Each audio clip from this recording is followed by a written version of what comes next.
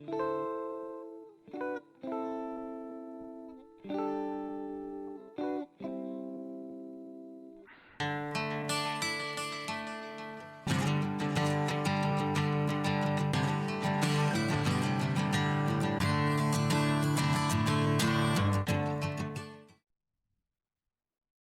back to Grump's Barn, where today we're back on the Defender for the first time in, a little while. We got the wonderful fun job of doing the water pump. This one is buggered. He's squealing and screaming at me.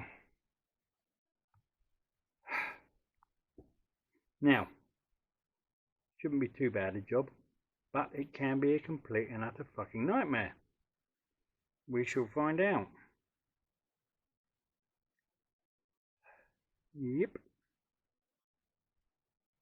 Basically, the first job we got to do, because the water pump lives behind this pulley here,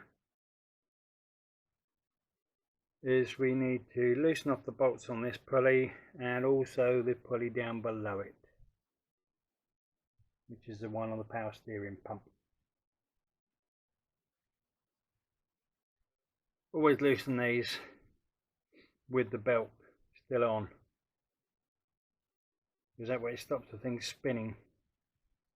And if you just crack them so they're slightly loose, you can then take the tension off the belt. We'll do that in a minute, and get the belt out of the way. It'll make sense. Now, before I get started undoing that, I've disconnected this hose here and poured off the contents of the expansion bottle down into a plastic container down on the floor. I'm trying to lose as little water as possible, and all of that is basically higher than the pump that's coming off. And because of that, it would all just pedal out as soon as it was all undone.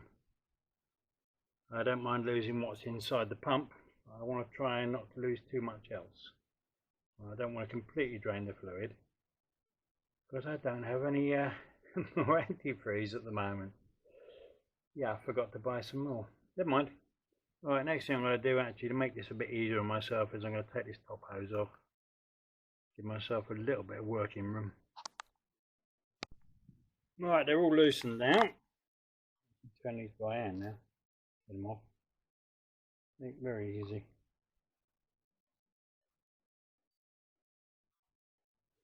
The bottom ones were a bit tighter. I had to put a 15mm socket on the old breaker bar and pull it down to the right. Tension that belt up a little bit more so it would hold that pulley in place and stop it squealing around. There wasn't quite enough belt tension there to stop it turning.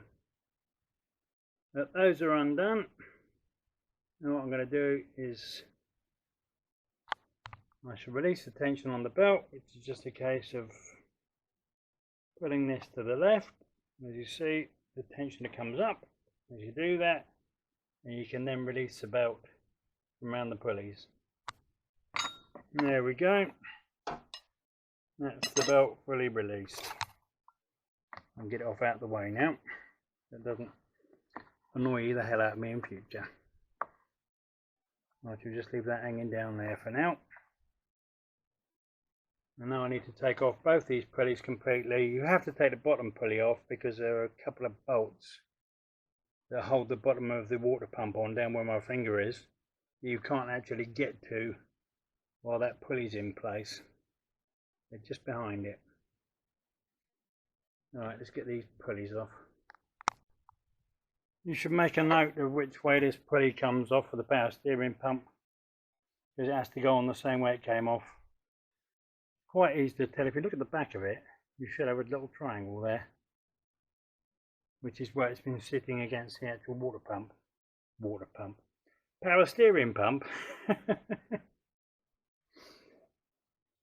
So you'll know you can get it on the right way. I find just leaving it like that with the bolts on the outside, you know exactly where it goes back. one for the water pump, but it only goes on one way really. You can put it the other way around, but you'd notice you were doing something really stupid and everything wouldn't fit very well. As for the actual water pump, yeah, there's waggle in those bearings. Now, strangely, no water there at the moment, but there was water coming out of there when it was running. Anyway, it's all coming off anyhow. Oh bugger, yeah, I'm going to have to take off the belt tensioner as well, because that's also getting in the way. And that is simply a case of this nut in the middle, 9 times out of 10 comes out with a stud on it. 15mm, just undo that and pull the tensioner off. Oh bugger me, that's a first. The nut actually undid, left the stud behind. I can't believe it. Anyway, what we need to look at is, if you look at the top of the thing here, there's a hole. Where my finger is a round hole. That, when you come to put it back together again, is where this round peg on the top there, see that in the middle? That goes in that hole to align it.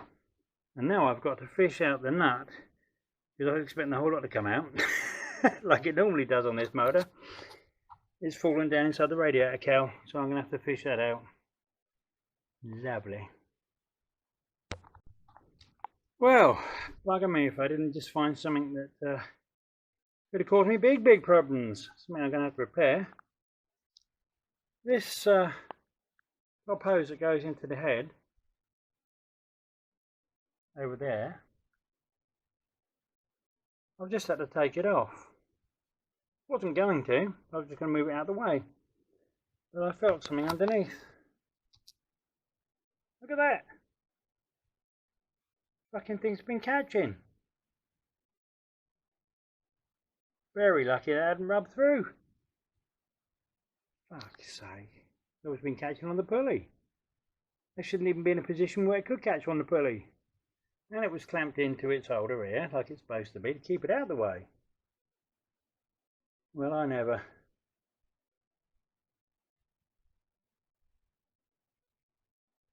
When I put that back together again, I should be very careful with that. Bloody hell. Ah, more fun. Anyway, it should be moved out of the way temporarily. And then we can start undoing these bolts on this. Now, there is one problem with these bolts. These top bolts usually aren't too bad, because they just bolt straight into this casing here. They don't go anywhere. The bottom 3 down here are through bolts. They go right through into the block. And consequently, they can seize up really nastily. Although last time I did this job, I did put a lot of anti-seize on there many moons ago. In fact, it was when I did a P gasket on it, which is the gasket that sits behind this housing that the water pump's on, between that and the engine. They're pretty prone to going. Let's just find out now what these bolts are like and if they'll come out. There we go, that's the first one out. As you can see, even with anti-seize on there, still nice and rusty. But not too bad actually, that is one of the best ones I've seen. I should give that a clean up and it will be absolutely smothered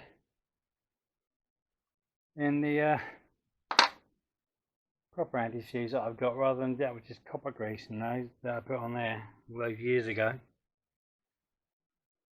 I got some far better stuff now. Right, and with the next one I will actually see I've taken out this top left one, because that holds this clamp, and that was getting in the way and digging into my hand every so often. So I've whipped that out quickly. You see these little ones at the top here, they usually come out pretty easily, because as I say, they're not through bolts. The other ones are, and they're complete and utter twats. I should be getting some nice cleaning stuff down in the holes here when I've got them all out. blast them out, get out as much rust as I can before filling them with bloody anti-seize. Now there you go, that's an advert for anti-seize. That just came out very easily. No rust on it at all. Done its job. Very pleased with that. Now one more left to go, which is already undone quite easily, so hopefully that's a good sign. I'm not saying anything more. And there you go, if you didn't believe it before, that is the last one. And again, the anti-seize has done its job. Well, it's just about drying out. Not bad after quite a few years. I can't remember how long ago I changed that bloody P gasket, probably about 10 years ago. That is the importance of anti-seize.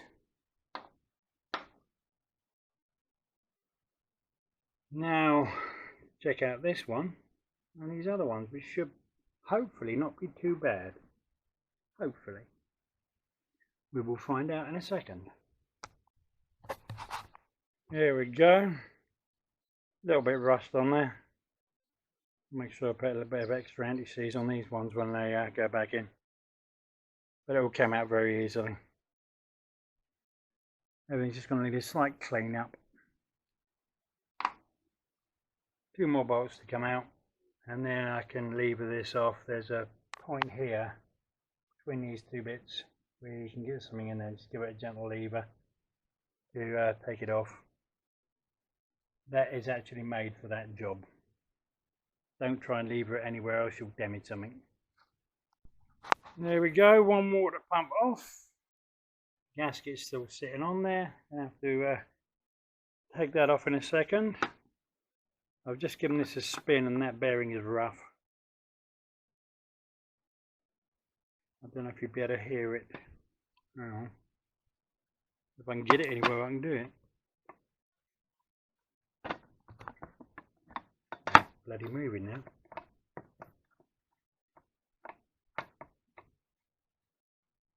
I don't know if you can hear that, but it's rough as fuck. Not good. But we have a brand new one to go on, as I say. And I have bought an OEM one as well. So all I need to do now is gently take this off. Give it a scrape up gently and clean it off every last trace of this. And dry it all off before I even think about putting the new gasket back on. Alright, let's get this done. Alright, I've smeared the gasket on both sides with gasket sealant. Stuck it on. Excuse me, I've had to use Hylosil because that's all I've got in at the moment. But that'll do nicely. Right, now I've got to do is put the new water pump on and bolt it down. Now the bolts have been cleaned up and given a thorough coating of nickel-ease, or nickel-seize, or whatever the fuck it's called. Nickel-ease, I think it's called. Nickel-based anti-seize. And then they just go in to hold it. None of these are done up tight yet, because you may need to move it around a little bit to get them in. Alright. Get the rest of these in, and so these big bolts again will be covered liberally in the nickel based anti-seize. Keep them nice and easy for when I have to take them off again in 10 years time. There we go. When you're doing the bolts up on these, try and do them up evenly. Like do them all sort of finger tight first and then a little tweak next, and yeah, so on. And try and do them as much as you can, sort of sequentially, so you're going from here over to here, up to here, down to there, down to there. So you're putting it down as evenly as you can. You don't have to get it bang on, but it does help. Helps to ensure that it's nicely bedded and nice and flat when it's done. So that's that done. Now what I've got to do, I'm going to have to fish around for that bloody nut off the tensioner. That's going to have to go back on soon. But first I will be putting these on loosely. The two pulleys. They are so bloody fiddly. If you've got normal sized hands, it might not be too bad. But when you've got fucking stupid pitch shovels like I have, it's a complete and utter twat. My hands are way too big to get in properly. But we muddle along. There we go, that's both the pulleys back on. Now, quick word of advice, if you've not done things like this before, then when you do putting these pulleys back on, especially that bottom one, obviously put in one bolt at a time, but when you've got two bolts in there, only do them up loosely.